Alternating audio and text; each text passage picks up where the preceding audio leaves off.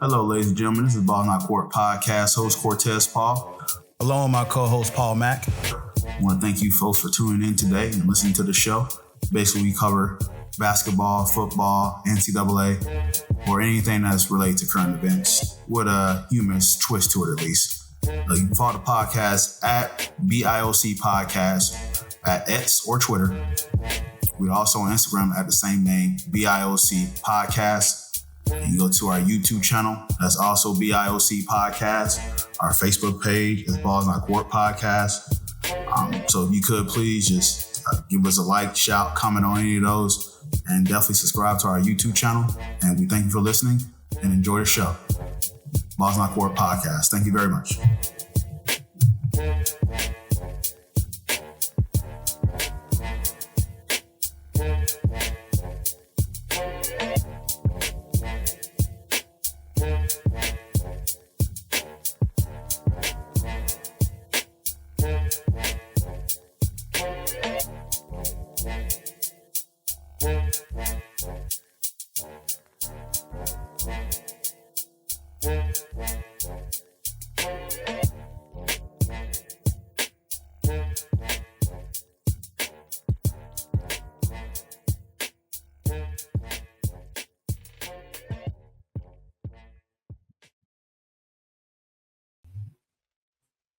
Welcome to the Ball Not Court Podcast. Cortez Paul is here.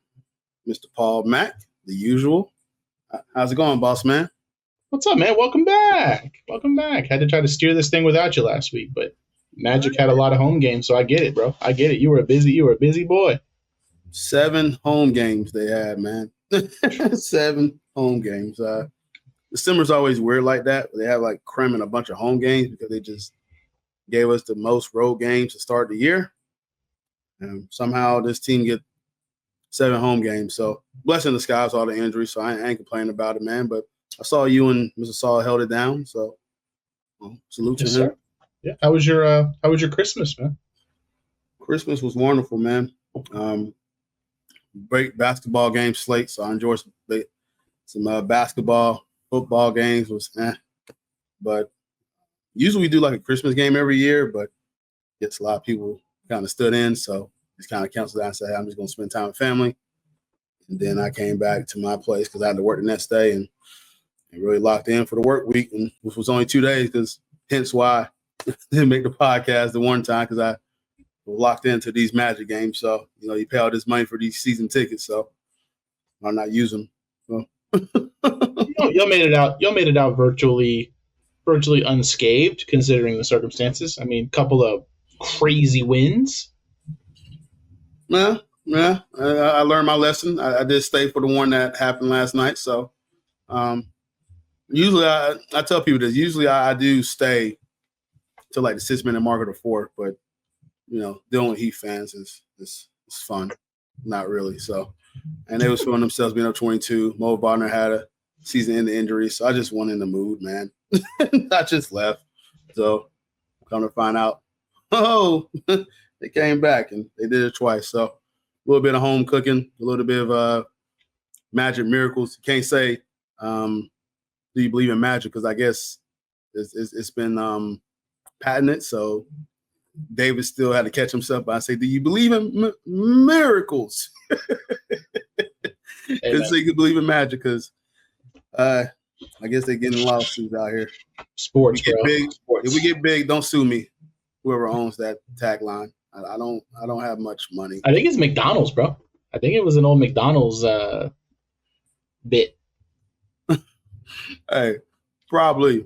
But all I know is that you just got to be careful saying that line now. So that's why he had to say, do you believe in miracles? So nonetheless, good to be back on the show. Excited, man. A lot going on. So how was your Christmas, by the way? I didn't even ask you, man. It was good, man. It went the day felt like it went by so fast, man. Like we went to my mom's, did Christmas with my nieces, watched the early basketball games, then went back to my place and opened gifts and had dinner with my girlfriend and her mom. So it was good, man. Busy day, and then turn around, go right back to work the next day. But we're here, bro. New Year's Eve tomorrow.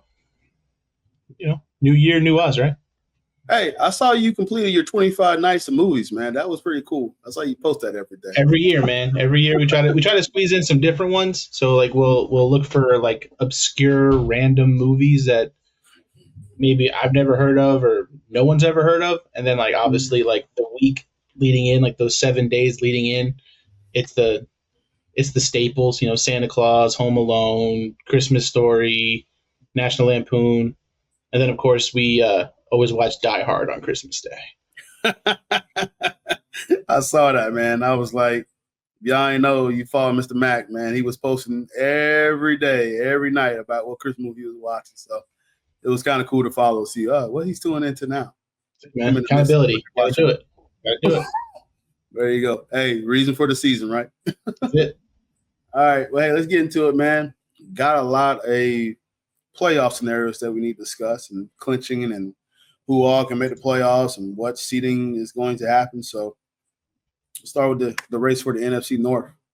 You got the Minnesota Vikings and you got Detroit Lions, who's battling for that number 1 seed. So Minnesota ended up defeating Green Bay 27-25. There's a game to be decided tonight with the Lions and the 49ers. And, you know, this is all for the number 1 seed in the NFC and for the NFC in general. Both of these teams are wanting to make the playoffs. It's just figuring out who's going to be where. Thoughts about this game between the Vikings and the Packers, because it was close. Yeah, I think we're at a point in the season where the Minnesota Vikings are just winning football games off of the power of dance. Seems like every week there's some new, you know, choreography going on with their defense. I mean, it's fun. It's fun. I get it, but it just shows the camaraderie of that team. You know, they're a tight knit bunch. You know, Sam Darnold is playing out of his mind still. It's just crazy to think that as good as the Detroit Lions are, the Vikings have been able to keep their foot on the gas and be in a position they're in right now, where if things stay as they are, Detroit could be a 5 seed or something like that in the NFC. That's crazy to me, because obviously the 4 division winners are going to get ahead of them. But, you know, that kind of shakes things up for Detroit, though, because they would lose the home field advantage. So I know coming down the stretch, you know, going into next week, this is going to be a huge game. But the Vikings really impressed me, man. Like, I was a team who I always said the Vikings stunk. I said it last year a lot. And, you know, they drafted the rookie quarterback. He went down, season-ending injury. They bring in Sam Darnold, who hasn't amounted to anything. And here we are, man. 14-2, Minnesota Vikings. Who would have thought? Very impressive. Sam Darnold had a day, and he was picking apart the Packers defense all over the place and had 377 yards. He spread the ball pretty well. Jefferson had 8 receptions for 92 yards. Jalen Naylor had 5 receptions for 81 yards and a touchdown. Jordan Addison had 6 receptions for 69 yards and 1 touchdown. TJ Hawkinson got into this as well, too, with 5 receptions, 68 yards. So very good for Sam Darnold. His story just continues to blossom, what he's doing. Me and Paul have been mentioning that he should deserve the NFL Comeback Player of the Year, just based on the story, where he come from and everything that entails to him. So also their defense, Minnesota defense, has been just fantastic. Holding Love to him pretty much 45 passing yards at halftime. Of course, came back out, was a different result in the other half, but kudos to where they're at. They're battling. A lot of people didn't expect Minnesota to be here, considering how things went the prior year.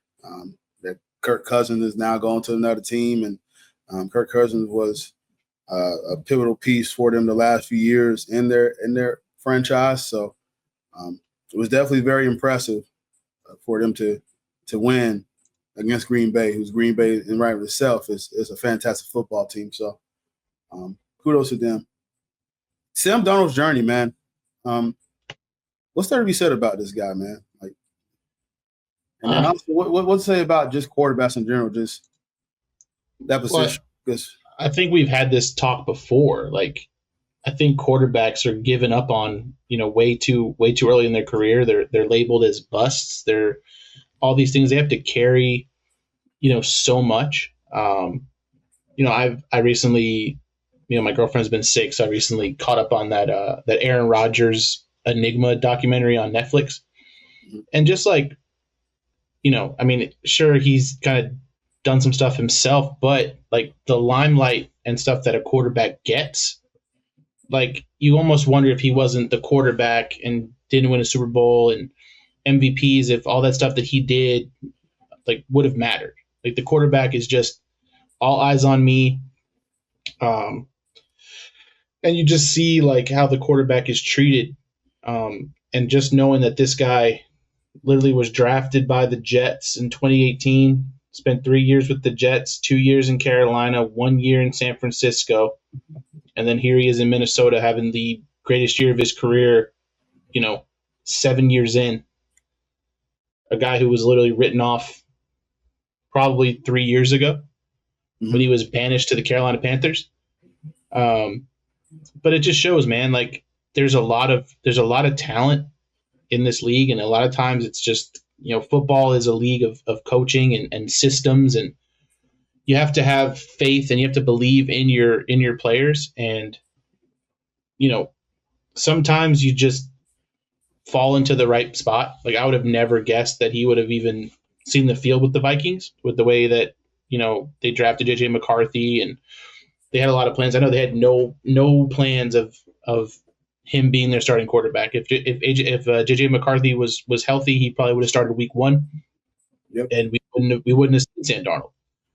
It would have been one of those positions where you start the rookie and then you have to ride out the rookie the whole time. Or sometimes you wonder too, if JJ McCarthy was healthy, maybe they started Sam Darnold and then they brought McCarthy in depending on how the season went. I don't think anyone in Minnesota, in the NFC North, in the NFL, predicted a 14-2 team. And just, you can't say enough about Sam Darnold. And just, just kudos to Sam Darnold and just, riding it out, man. Sometimes it takes a while, but you'll get there eventually if you find yourself in the right spot. Just keep battling, keep hanging out, and here you are. Yeah, man. Fantastic put, Paul.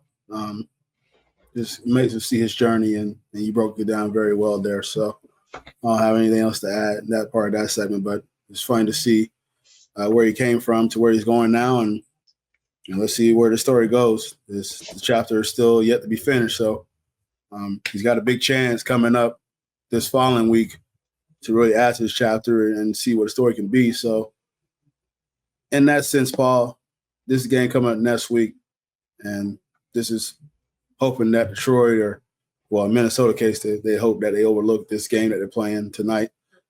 What does the multitude of this game mean for each respective franchises with the Minnesota Vikings and the Detroit Lions? I mean, I think like we said before, I think Detroit needs it more because I think they want the home field advantage. They want to play in the dome. They want that crowd on their side. We saw what happened last year when they had to go they went on the road to Tampa and lost in the postseason. So you see kind of how different that environment is. Like you want that energy on your side. You don't want to have to travel. You want to have those home playoff games. You want Detroit to be excited for potentially, getting to a Super Bowl, doing all the things that they haven't been able to do in their long coveted franchise. So I think a lot of it is on Detroit because, they came into the season with super high expectations.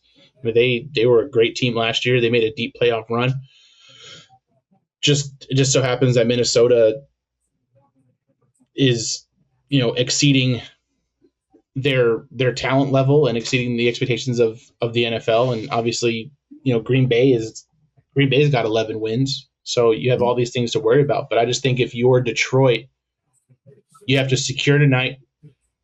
And then you have to go in there knowing that is you have to almost treat that as if you don't win, you're out of the postseason, even though they're in the postseason. That is a win or go home scenario because you want to lock down home field advantage.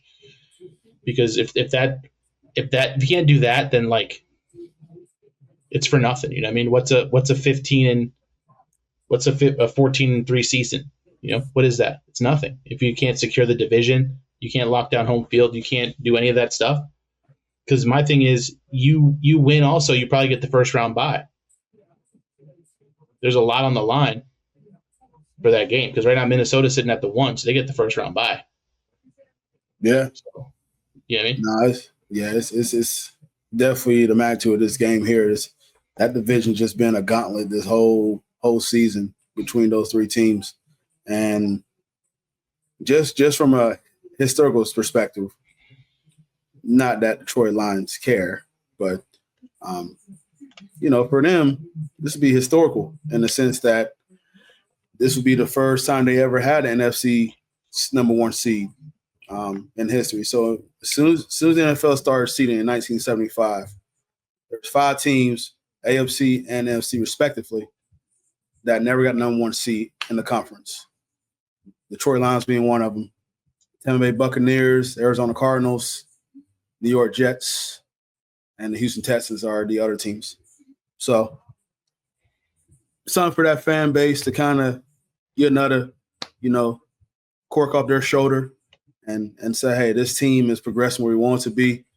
But as the NFL window is so short, in contrast to the team that the Detroit Lions are playing tonight, the San Francisco 49ers, who had this window, and now they got to go back to reevaluate some things in the offseason. So Detroit really need to look at this, and as you mentioned, Paul, the magnitude of this game, and see you really got a small window to really compete before you start paying contracts, before you start making cuts, before all these injuries start to accumulate because you're playing extra games of football, and that adds a toll to you whenever you're trying to do this. Certain teams have run into injuries because of the longevity they're playing in the postseason. So from the Vikings standpoint, very impressive. I know we rag on the Vikings a lot, but neither is the job to say they have done. One down year, and then they come around and do this. The year before, they was really lost on. They had a really, really great record with Kirk Cousins, Justin Jefferson. They was really doing things in 2022, but they lost in the wild card round. Turn around, and then now they got an opportunity to really clinch the number 1 NFC seed in the conference again, get home field advantage, and get a team that's got a really good defense and great weapons at the receiver and slot position, solid running game, and you got a quarterback that's just been the comeback story of the year. So very good stories all around. So I know both of these teams recognize the magnitude of this game, and that's going to be all eyes. All eyes is going to be on those two teams. I mean, that's essentially the NFC Championship in Week 18. You know what I mean? Which is nuts. It's probably the biggest game of the week, easily. Mm-hmm. And I can't remember a time where a team came into the season with like such high expectations, like the Detroit Lions, pretty much lived up, literally probably exceeded those expectations from last year. An injury-riddled season, plugging and playing guys on defense, still here at 13-2 going into tonight, and you just have the Minnesota Vikings come out of nowhere and they're 14-2. Like,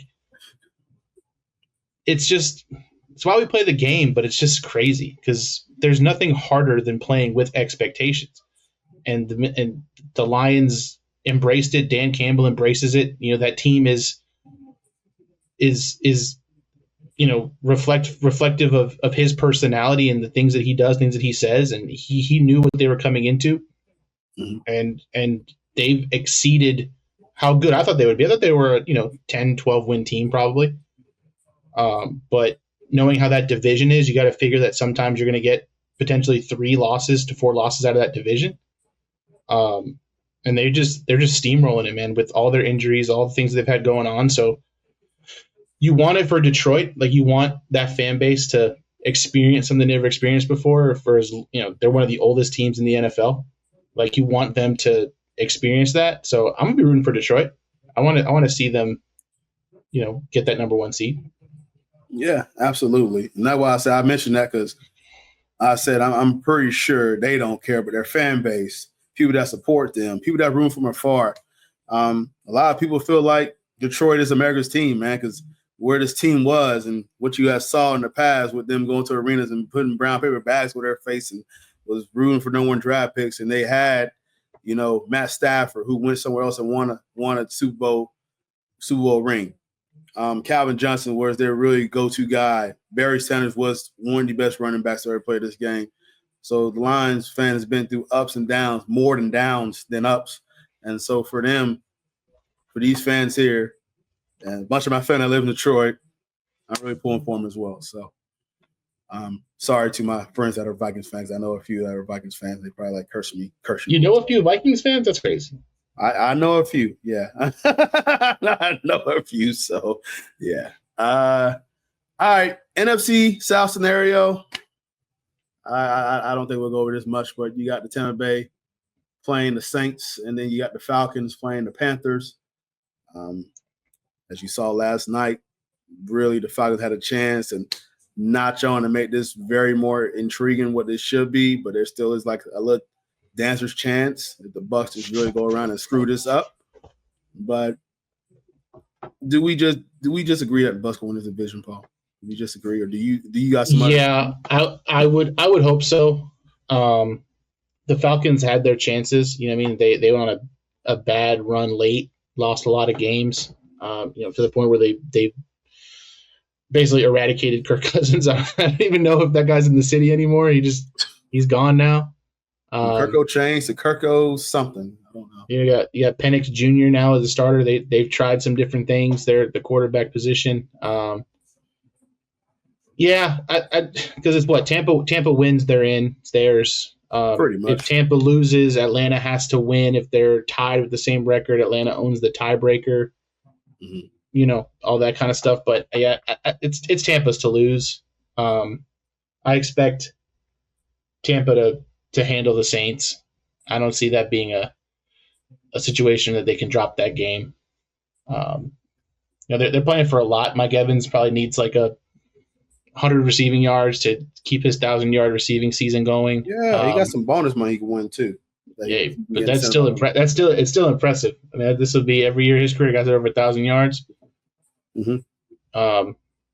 And Tampa's one of those teams too, man. Like, I just feel like if Tampa can get in, they can upset someone in the postseason. I just feel like Baker can be pretty streaky. Just a matter of the matchup. Mm-hmm. If Tampa doesn't get in, it's just a monumental collapse, and then we'll probably see a changing of the guard at head coach because you can't crumble like that and let the 8-8 Falcons. I know we always joke every year. It feels like that it's someone's got to have it division. If someone's got to get it, but Tampa's played really well. They had a little bit of a tough schedule. They had some big injuries. They could easily be running away with this division right now, probably if they were healthy. So, I'm a ride with the Bucs.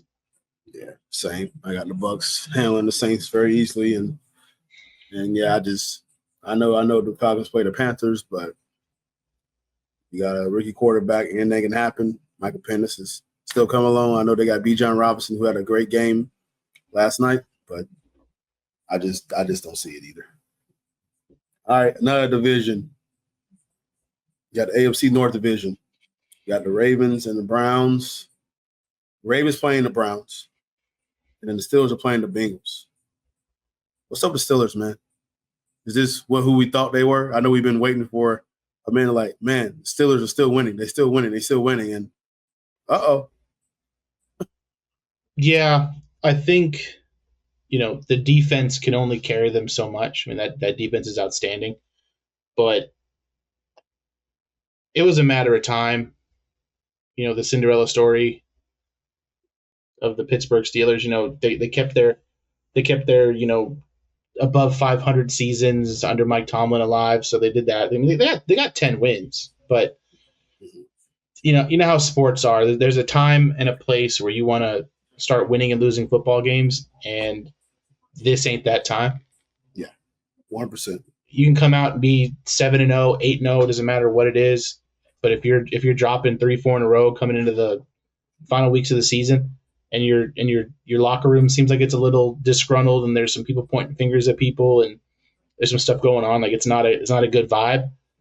But I mean, they had a hell of a season.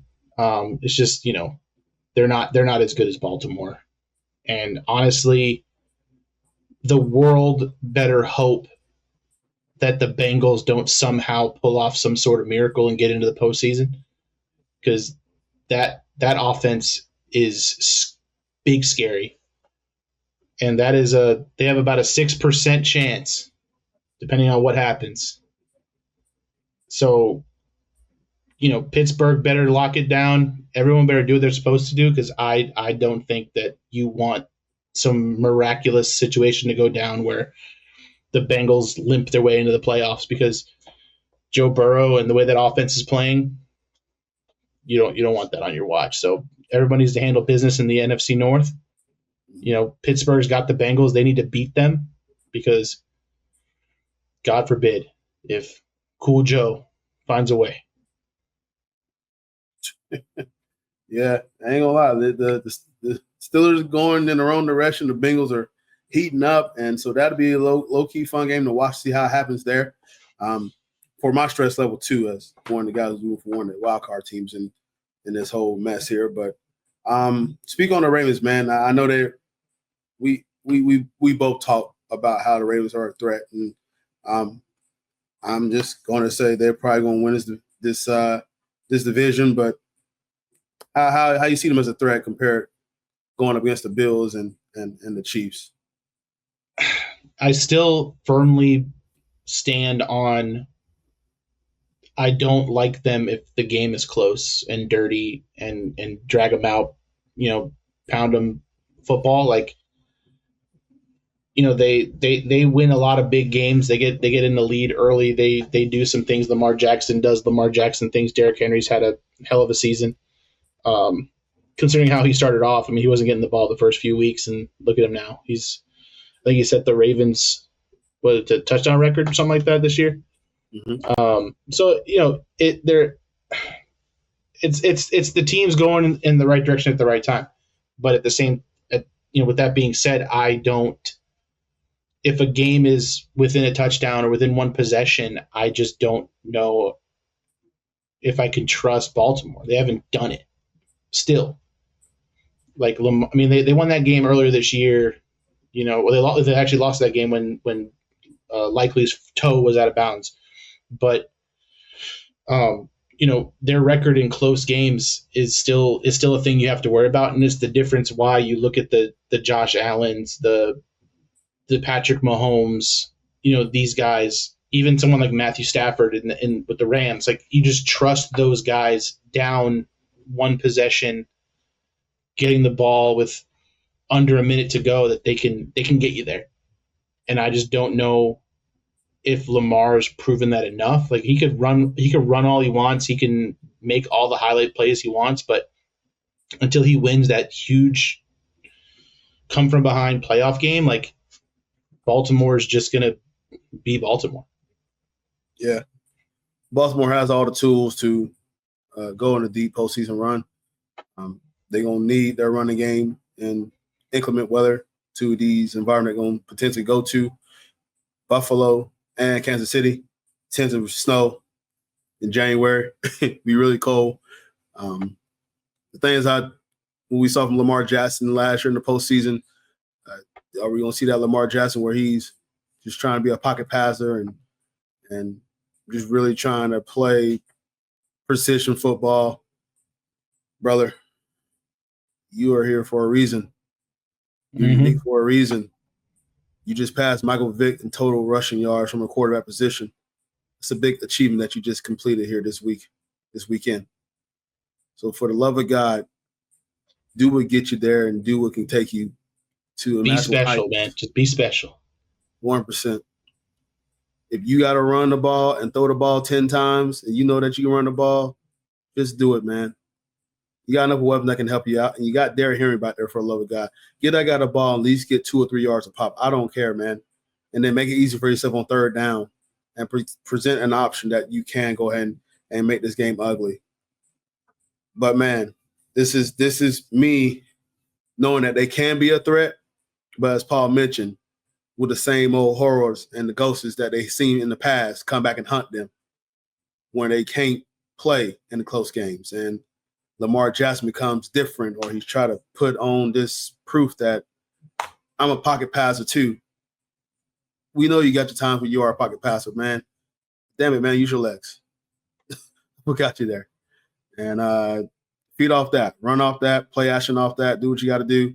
That defense isn't the best either, but neither are the Bills or the defense is not that dominant. Only Kansas City defense is probably the most dominant defense that out of these top conference teams that's going to be in here as far like their conference representative. But on the flip side, Kansas City wideouts isn't the best, but then you got Pat Mahomes who can really just put the ball within centimeters of where it's supposed to be. So it's up to the slot or the receiver to catch the ball. But, man, Baltimore Ravens really have a chance, but we just been really down on them because they was going back and forth and still was the division leader. So now the Steelers are going the wrong directions and the Ravens are going up. But hopefully this is going up at the right time because the team that can be a threat to the Bills and the Chiefs is the Baltimore Ravens if they want to wake up sometime in the postseason. Last one we're going to cover the AFC wild card. The Broncos, the Dolphins, and the Bengals. Paul, Denver was in a scrap with the Bengals on the road here. Were they ever, bro? I couldn't imagine. All I thought about was what you were going through that day. I was like, man, Cortez is going through it. You literally experienced the 6 stages of grief all in 3.5 hours. I planned it. I had made some food. I literally had some nachos, watching the game here, didn't want to be distracted, had my Broncos gear on. My dad bought me a nice new Broncos hat, so I was rocking that, and I was just excited, man, and just everything. People just – and I got some fans that are Bengals fans that was in my ear, and that one hurt, man. That one hurt. But Bengals coming on the right time. Nothing wrong with that. But I'll let you go first, man, before I go on my little rant about this. Because some people are saying some stuff about the Broncos that's kind of irritating me. But so go ahead and go first, Paul, before I go on my rant. I mean, what is there to be said that we haven't already said before? Your team's inability to run the football just allows teams to hang around. If you guys are able to run the ball, I mean, y'all did a little bit better. But again, Bo Nix is your second best rusher with 31 yards. It's a problem. McLaughlin had 69.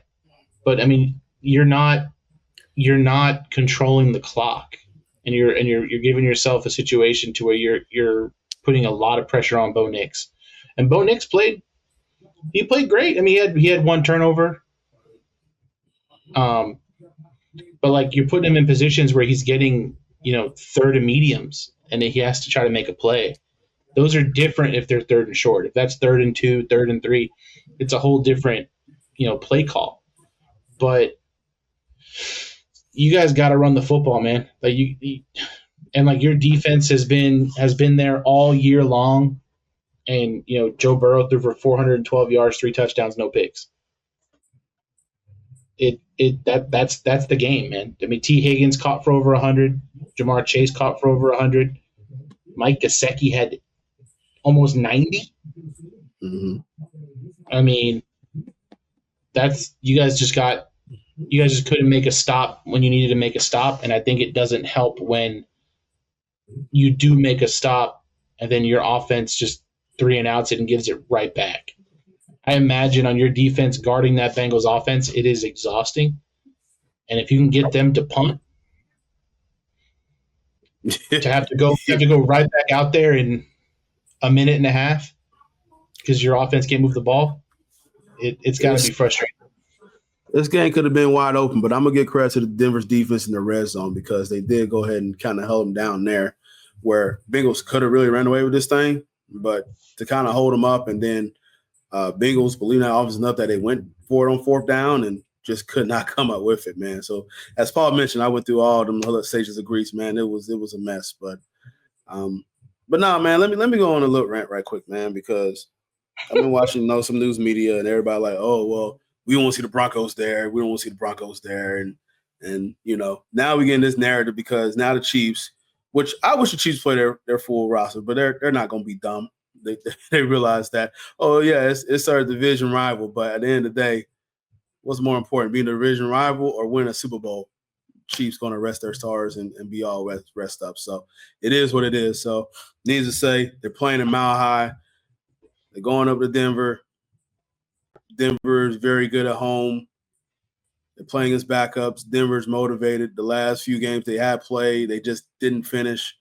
So, yeah, I know there's a lot of people that say they don't want Denver to see here. Most people pick Denver to win 5 games this year. Look where they're at now. In a position to clinch a postseason since 2015. And by the way, that was the last time they won a Super Bowl. Hey. So I want to hear it. I want to hear that, oh, yeah, well, the Bengals and the Dolphins should be there and all that. Let's go back to this top-high defense that's got 58 sacks, leads NFL, which they did sack Joe Burrow a lot that game, but still didn't matter. 7 interceptions with 15 in the year. The Dolphins started 1-3. Bad loss to the Titans was one of those. They lost to the Titans 31-12. And the Bengals just didn't finish games at the beginning of the year. Whose fault is that? They lost to the Chiefs 26-25, Commanders 38-33, Ravens in overtime 41-31, and the Ravens again at 35-34. So now the Dolphins and the Bengals are now in this scavenger mode and they're on hot streak and they're winning. And now we have this interesting three-way race for the last title. And now because the Chiefs are seeing their starters, I'm pretty sure we're going to hit here. Well, Denver didn't really earn it. Yeah, we did. Because y'all picked on the Big Five. We talked about Bo Nix not being the type of quarterback he was going to be. And listen, I caught myself out. I didn't think Bo Nix was going to be this good. I'm thinking of Auburn Bo Nix. This man has came out and played pretty damn well, man. So if Denver clinch the playoffs, they earn it. They earn it.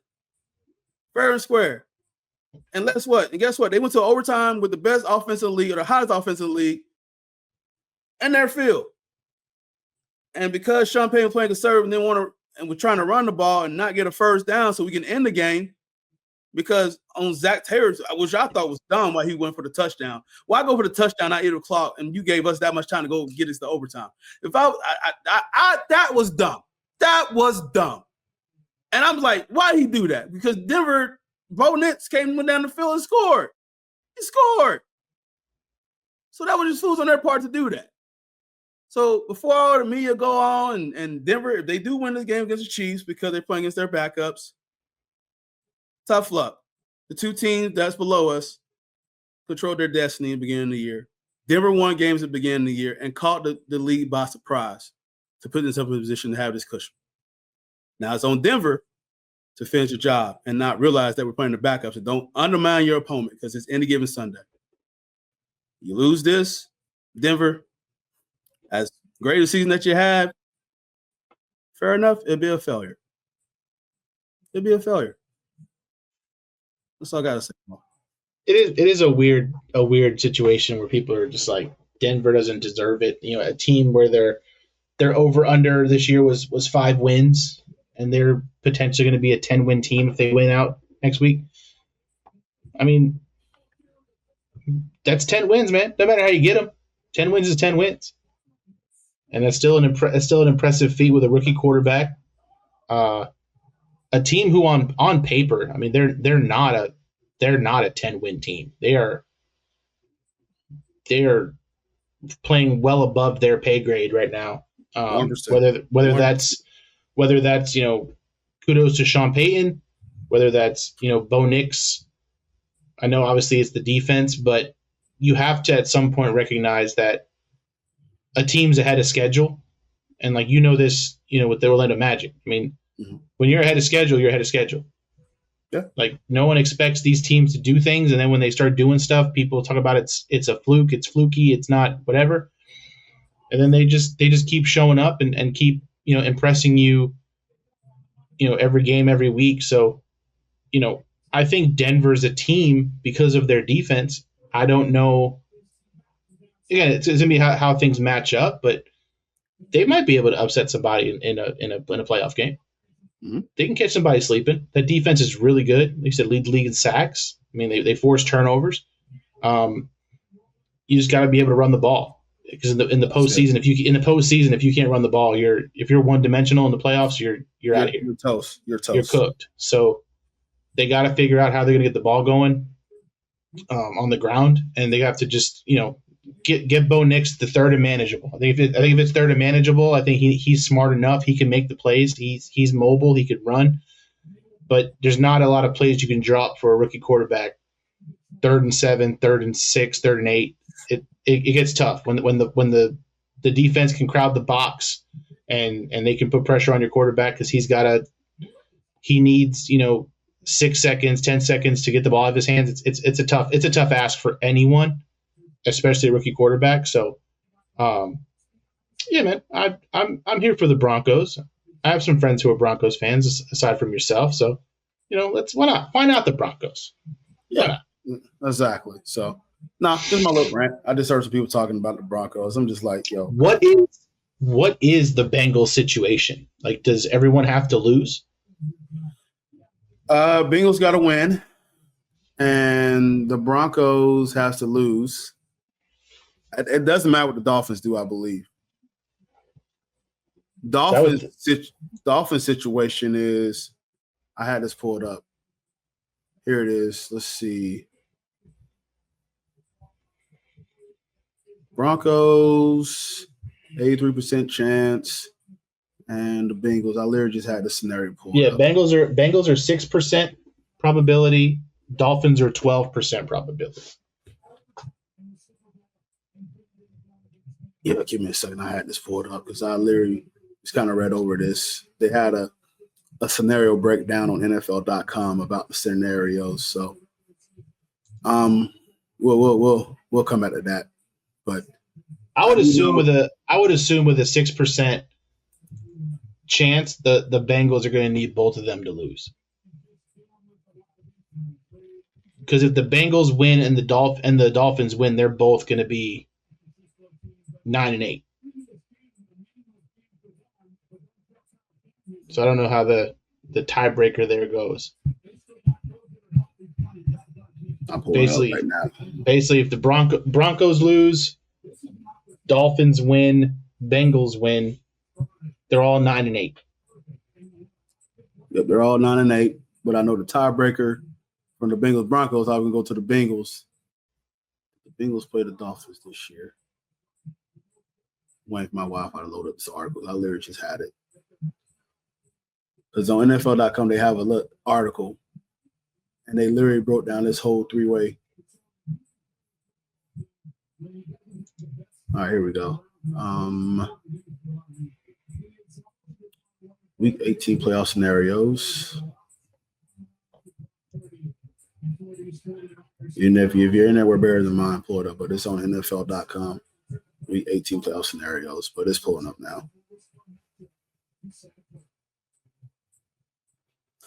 Denver, Miami, AFC. So, going down to it, is say Denver Broncos clinch a playoff berth with Denver win or tie, Miami loss or tie, Cincinnati loss or tie.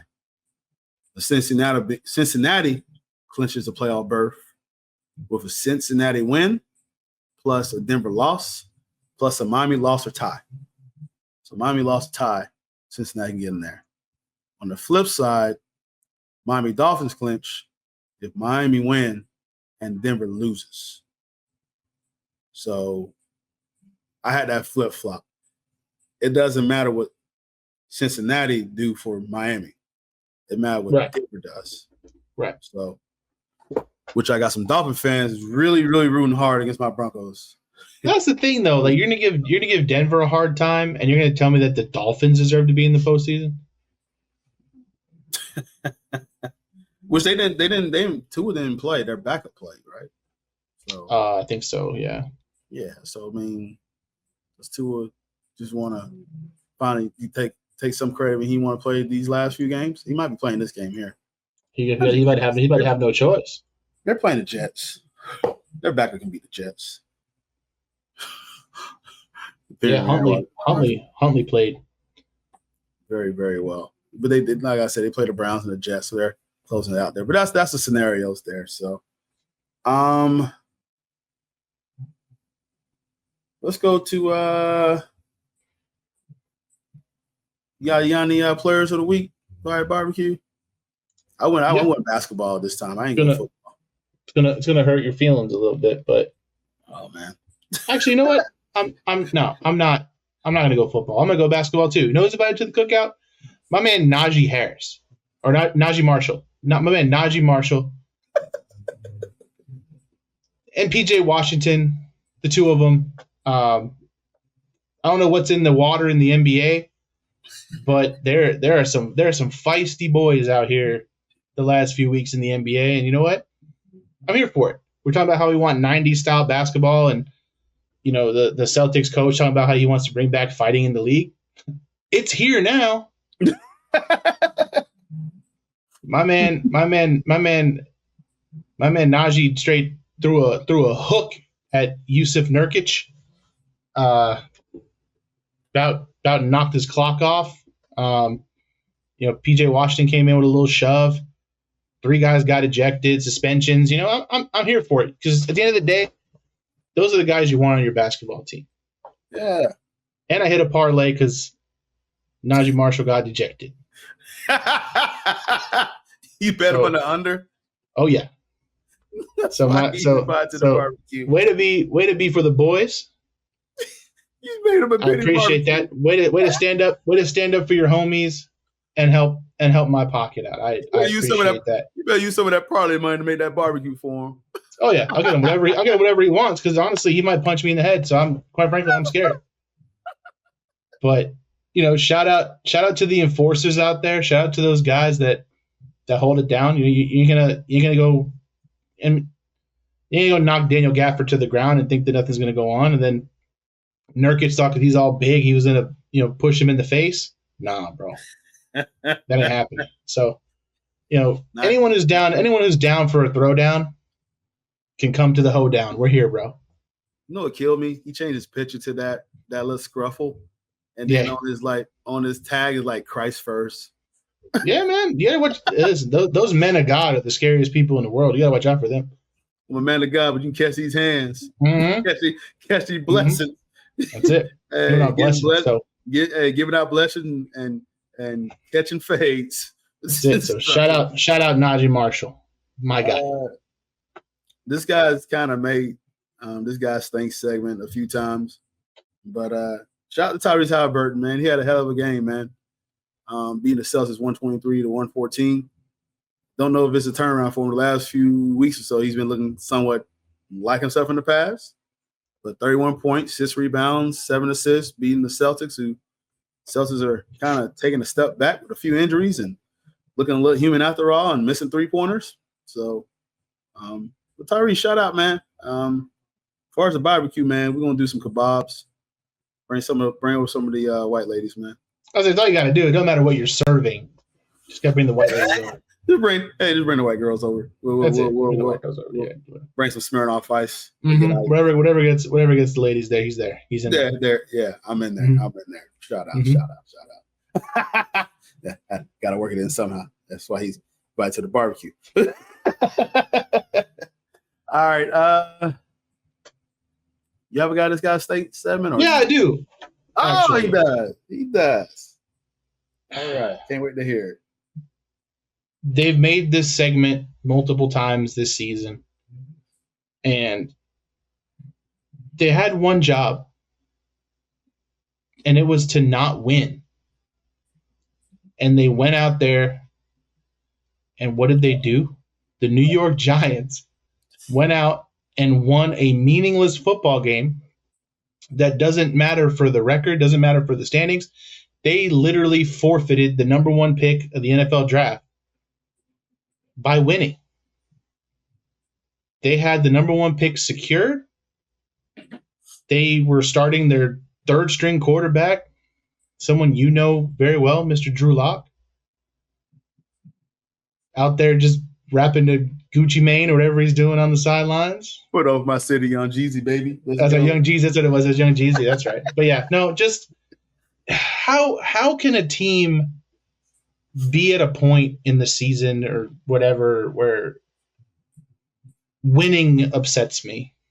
And that's the hardest part of this to take, is all this talk of, Shedeur Sanders number one or Travis Hunter number one, whatever. Shadeur's working out in New York Giants cleats before their bowl game the other day. Like, all this stuff's going on. Like, you got it. This isn't like the NBA. There's no lottery. You're the worst team, you get the first pick. That's how it goes.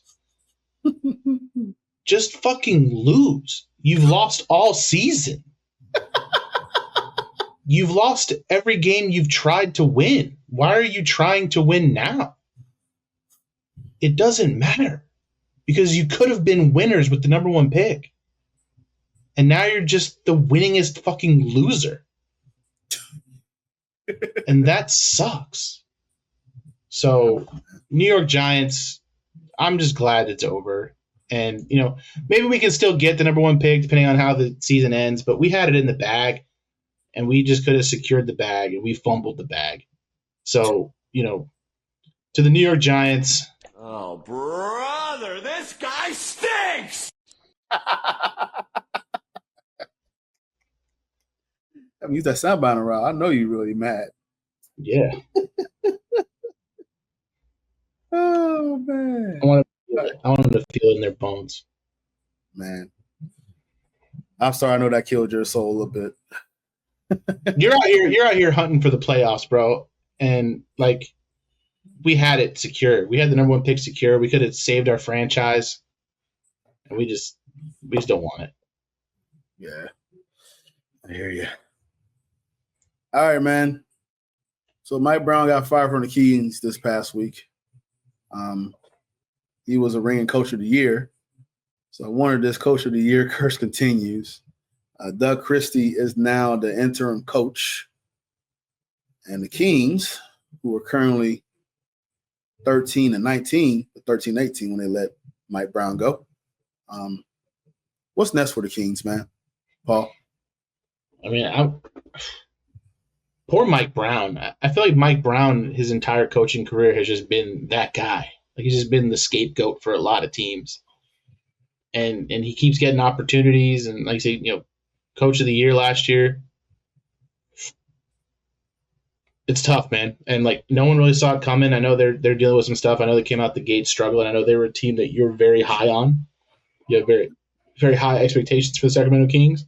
And it seems like the entire NBA was caught off guard by this firing. I mean, Steve Kerr's come out and said some things, and the head coach for the Nuggets came out and said some things, and no one really expected it to happen. But allegedly, he took some blame at De'Aaron Fox, and that's your franchise guy. And that's the final straw when you have a team struggling and your head coach is throwing your star guy under the bus. Someone's got to go, and it's not going to be De'Aaron Fox. So sucks for Mike Brown. Guys been around the league quite a bit, and it just seems like his coaching endeavors always end because of something like this, because a player doesn't want him there anymore, or there's a disconnect between him and a guy, and poor guy. I really sympathize for the Kings fans, yo. This is a team that didn't make the postseason prior to a few years ago for almost nearly 2 decades, man. A little bit of optimism. Playing a very good series against the Warriors. Warriors just got that championship pedigree. So it was just a hard first draw to stick to get into the playoffs against that team that's got one of the best shooters that's ever played this game a few years ago. So just a tough draw to get all around. And 6 months after Mike Brown agreed to a contract extension with the Kings, he's fired. And as you mentioned, Steve Kerr came out and voiced his support. J.B. Bickerstaff of the Detroit Pistons came out and voiced his concerns. Mike Malone was very critical of the Kings. And not just the Kings, just the Kings management, because he was also let go and dismissed by this same franchise. Michael Malone's a good coach. He went somewhere else and won a ring. Mike Brown is a fantastic coach. Yes, did we do some things wrong? Absolutely. Not perfect. And did I have high expectation of the Kings coming in here? I felt like they had the DeMar DeRozan, the mid-range god, kind of helped that in-between game. But Keegan Murray has really fallen off the cliff. Kevin Huerter's really fallen off the cliff.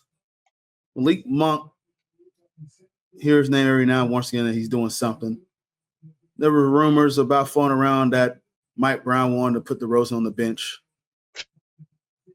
Obviously, your star's not happy. Now he's linked the trade rooms, go to Houston. He's from New Orleans, so that's his area. He's from that area. Houston's got the pieces to make it happen. You can kind of short this up and kind of piece this up and get some pieces around Sacramento to make this at least competitive team, at least until you draft or some of your players figure it out. I just really feel bad for the Kings fans, yo. Because after having some glimpse of hope, it's back in the gutter again. And I hate that for them, man. Because as a Magic fan that's been through some stuff, not like the Kings, but been through some stuff, as a small market fan, this sucks, yo. And so now you're getting attacked, these fans, because of your incompetent management. Expectations are tough, man. Having expectations is tough. The West is no joke. I know. The West is no joke. But they add some of these pieces and still neglect to focus on the defense side of the ball. In these losing streaks that they're having right now, this 5-game losing streak, teams are scoring at will on them. Rebound the ball against them. Domantas Sabonis is a rebound machine, and these teams are still getting rebounds on them. And they just don't like they want to be there. So, to the Kings, pull the plug now. Get where you can with De'Aaron Fox because, man, the way he is, I want De'Aaron Fox, man. I'd love to have him on the Magic, but, man, the way he's kind of been talking the last few weeks, I just don't know. He might be becoming one of those guys, man. I don't know. I don't know if I'd want him on my team. That's kind of where I'm at. And I like he doesn't take accountability, man. Like, he doesn't take accountability. He's one of these young, stars in the NBA who, you need your head coach to kind of coddle him a little bit, and unless he goes to a team with a really strong head coach like that, like this is what you're gonna get with him. I think he's just gonna be that guy that is gonna cost you head coaches. I don't think he's the type of talent that helps teams turn a page. I don't think he's going to make you a top team if you get him. Yeah. Is he exciting? Sure. Is he a draw? Yeah. Is he an all-star? Yeah. But there's nothing I've seen out of De'Aaron Fox that makes me like, man, Sacramento's going to trade De'Aaron Fox. I hope my team can get him.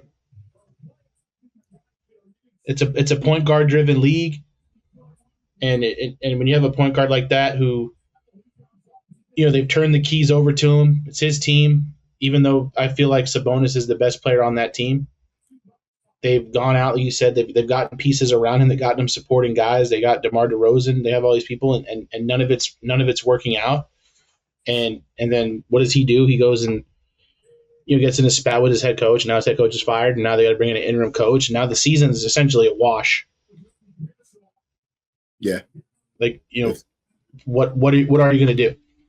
So it's unfortunate, but it's Sacramento. If I am the Kings, call Houston right now. And I this is me off rip because I got to look at the contract situations and stipulations and make sure you can't trade someone for their first year contract. Sacramento, make the call for Jalen Green, Terry Eason, and some draft picks. That's a good core to start with.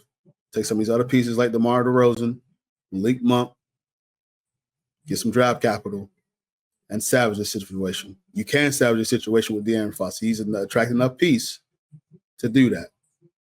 Jalen Green is a California guy. So why not? Why not? That's just my 2 cents on that. I think Houston's a perfect trading partner for Sacramento to get rid of De'Aaron Fox. Houston's really good though. Like, I don't think like Jalen Green's really good. Jalen Green's real good. I know he's really good, but you need a piece for De'Aaron Fox like that. I just don't know if De'Aaron Fox makes Houston better. De'Aaron Fox, Fran VanVleet, Al Sagoon. Who's there? Dylan Brooks. I mean, they can try. I don't know that I give Thompson up. They like Thompson. You know, we'll go on that segment a little bit. Yeah. But yeah. Their coach is fantastic. They got pieces on the bench that they can get. They get draft capital. Houston does got some draft capital. But yeah, that's a Van Vliet and a De'Aaron Fox backcourt. It's not bad in the West. It's not bad. It's not bad. I just think Jalen Green, his ceiling is really high. And with Udoka as his head coach, I just think that you're setting him up for a really good career. And I would hate to see him get shipped off to Sacramento, but that's just me. I hear you. No, I hear you. It's one of those that I don't know how much Houston willing to give on Green. I know Green was in trade rooms before, but that's just me. I'm starting talks with Jalen Green. So, speaking of Houston, did you see that whole scrap between Tyler Hero and Amen Thompson? Oh man, I love it. I saw the like the article and I was like, ooh, another fight. And then I clicked on it and my man slammed homeboy to the ground, boy. And I think the funniest part about it is like Tyler Hero got dropped. Like he got like a spine buster to the ground. Bench is clear, and he just pops up, and he's like one of those guys. Like he's like hiking up. He's like wanting to fight. Like, bro, where were you before you got put on the ground? Right. Terry Rozier did more than you did. You gonna be a tough guy when there's 20 guys on the court, bro? Like, what are we doing, Tyler Hero? Like, first of all, Tyler Hero is having a hell of a season. He doesn't need to be getting involved and stuff like that. Like, someone needs to have Tyler Hero's back. I get it, but don't act like you're tough. Don't act like you're tough because you ain't tough. They ain't talking about you lose. You lose, go home. Did he really lose though? He lost the game. Paul, you remember the score of the game? No, I don't remember this one. But we sure remember the fight, right? That's right. Miami won. The Miami won 104-100. But see, yeah, it was a close game. He was talking about people ain't gonna remember that was a regular season game, during this time. People gonna remember that Amen Thompson put Tyler Hero on the ground sometime in December. We gonna remember that. So guess who won? Amen Thompson, and he got to spend 2 games. Yeah, I love a good scuffle. I'm a fan of a good scuffle, but yes, my man grabbed him by the jersey and just put him on the ground. And hey, little bro, Tyler Hero, little bro him. Hey, there's some fucking goons in the NBA, bro. Like I thought they all played for the Pistons. Turns out I was wrong. So Najee Marshall's here to scrap. Amen Thompson's here to scrap. So I guess this whole NBA buddy. I haven't seen any buddies. And then who almost got into it? It was Jordan Clarkson. Jordan Clarkson almost got into it with someone on Detroit, like last week too. They were squaring up. Was it? I bet it was Isaiah Stewart. No, it wasn't Isaiah Stewart. It was one of their other young guys, though. I can't remember who it was. But it was. I'll tell you this, because Isaiah Stewart almost got into a Russell Westbrook. That guy's a fucking crazy person. It was Ronald Holland and Jordan Clarkson. Oh, yeah, Ron Hollins. Okay, yeah. Okay.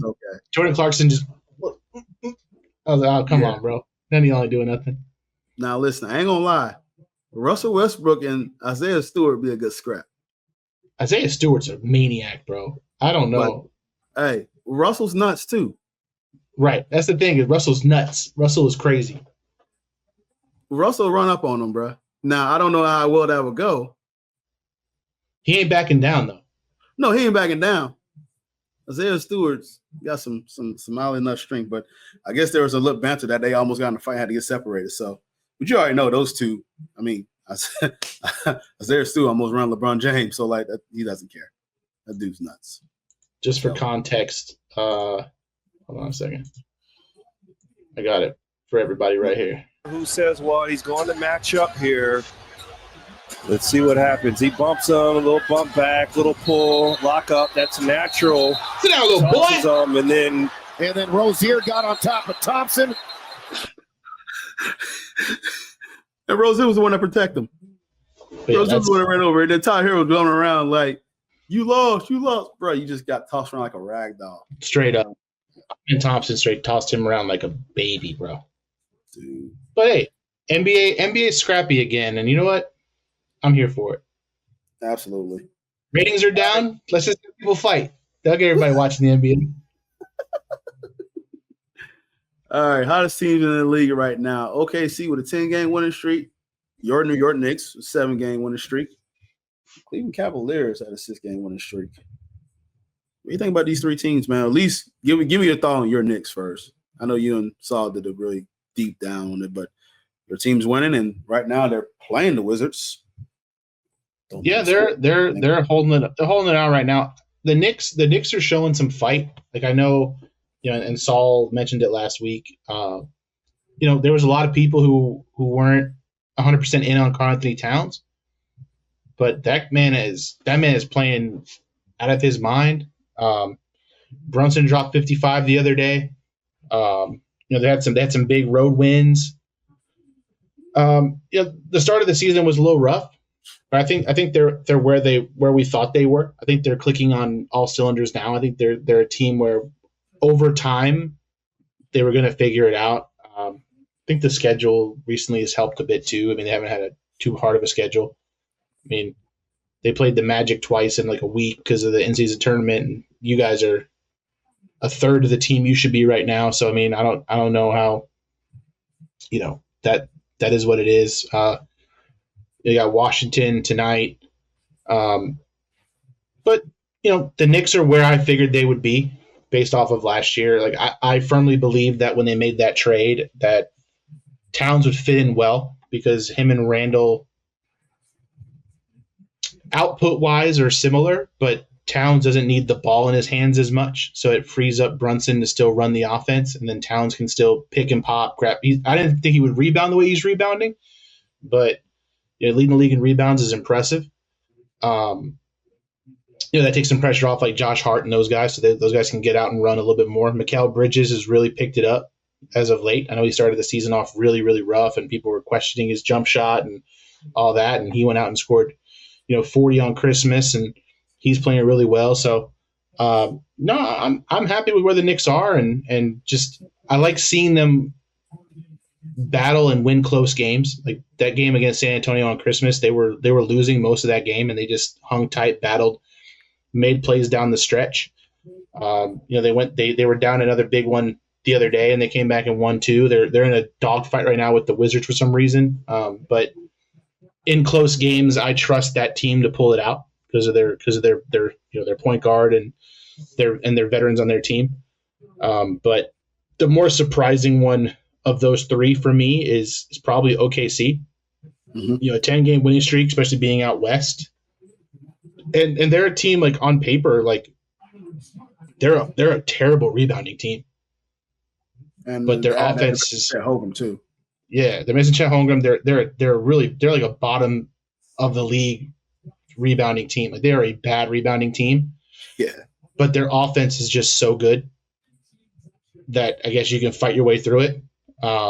So just kudos to them for overcoming injuries and Shea picking up where he left off last year, just huge.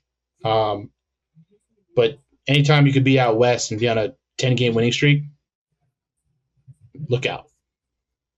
Yeah, I'm not on Cleveland. Cleveland is, I know they got the best record in NBA, but I feel like nobody's even really talking about them. Like they're winning, and they're like, oh, it's Cleveland. Just, they're number 1 seed. And I think what fans are waiting on is their I told you so moment with Cleveland. But nonetheless, they're beating some good teams among this 6-game win streak. They beat the Bucks, who's figuring it out. The 76ers, who are back to full health again, and had a really good, impressive victory against the Celtics. So the 76ers seem to get back into full strength.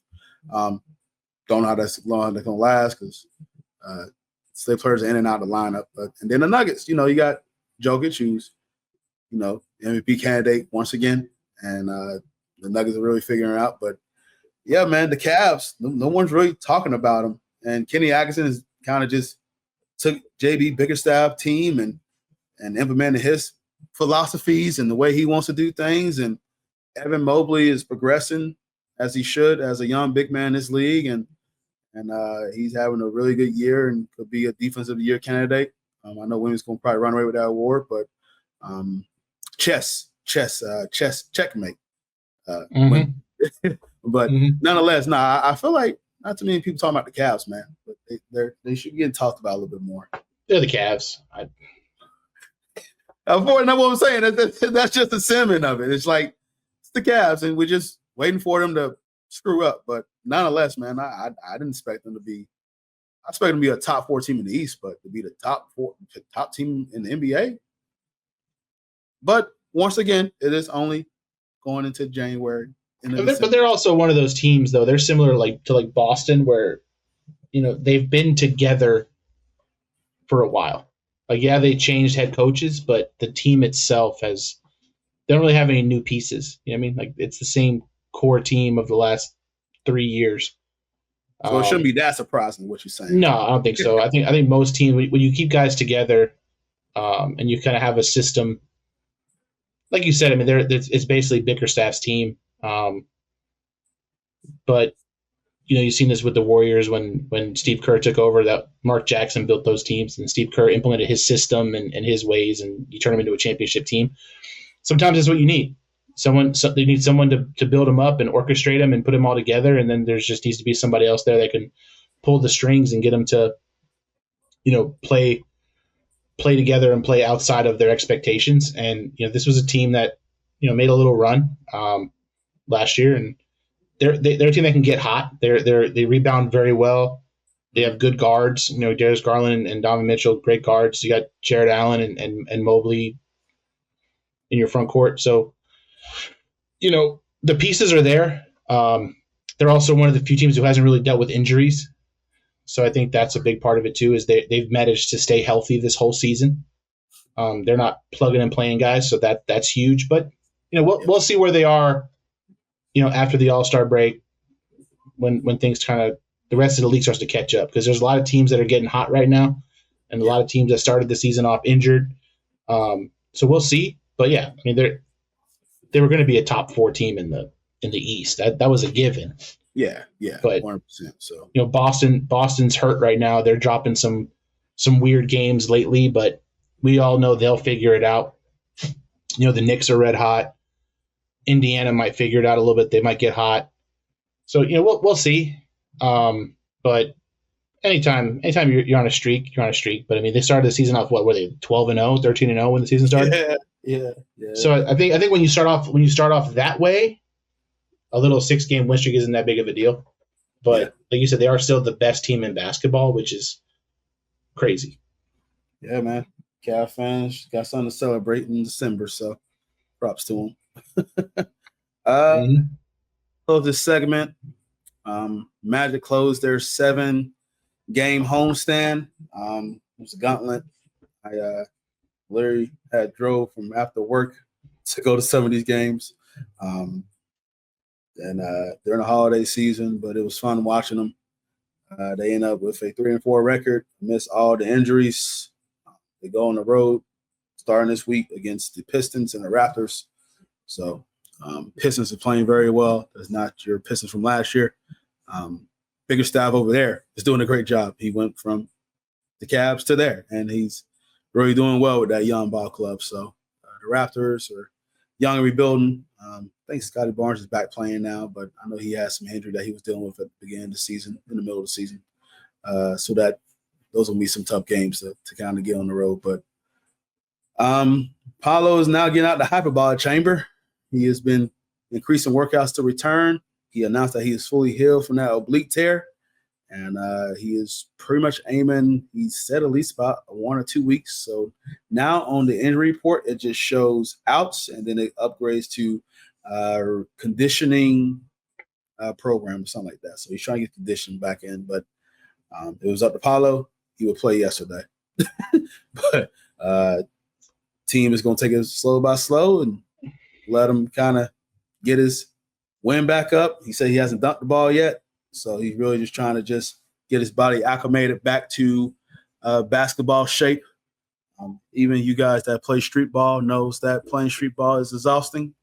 I can run 2 miles and do it okay, but when it comes to playing basketball, stop and go, very exhausting. So I can imagine for the top-notch athletes that after being out for so long, it just takes some time for them to get back into it. So, time, Paulo. I do want to ask you this though. How have you felt the last week or so? How you feeling about Tristan da Silva? I was very impressed with him yesterday. The way he was handling the basketball, making plays for that offense during that huge run against Brooklyn. Mm-hmm.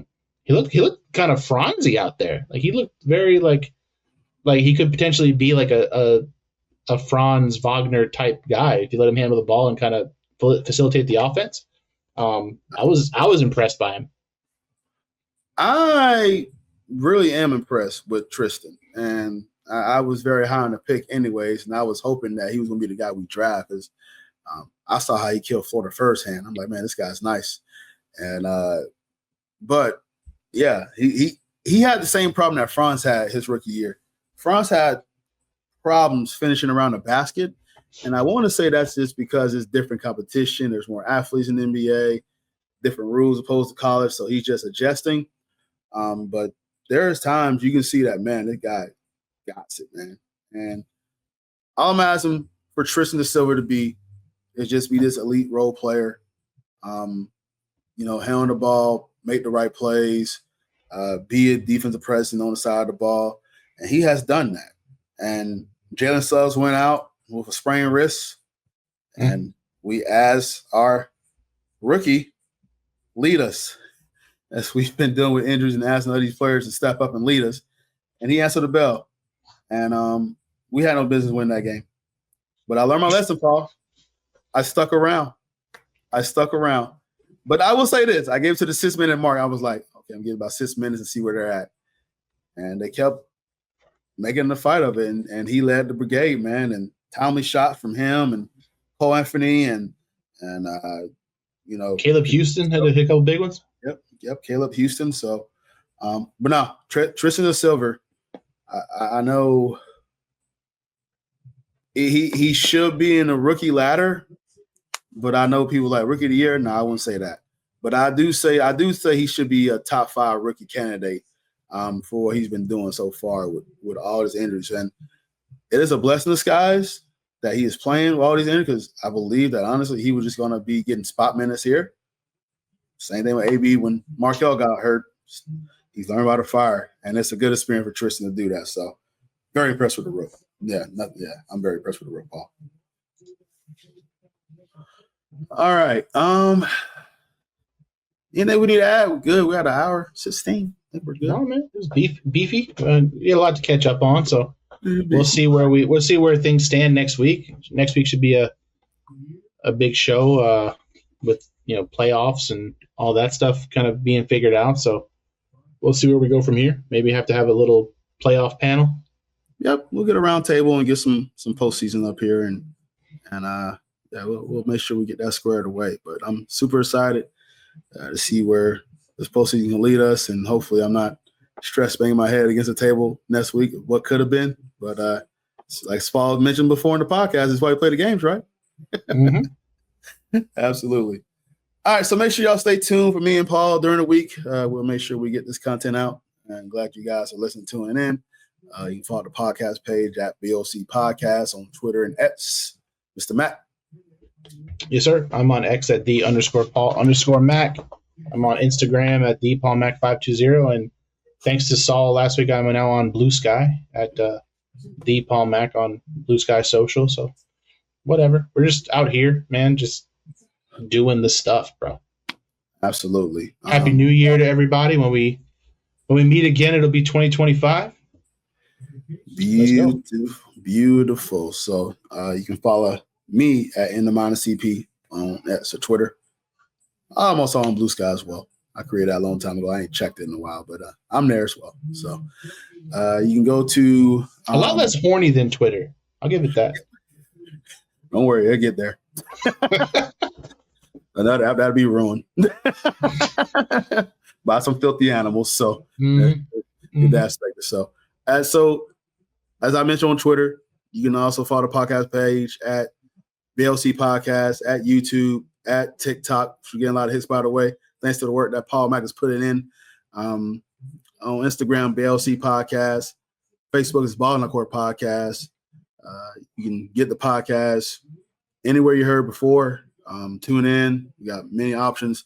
Still trying to work on, I don't know why iHeartRadio won't answer my email, but I'm working on that, Julio.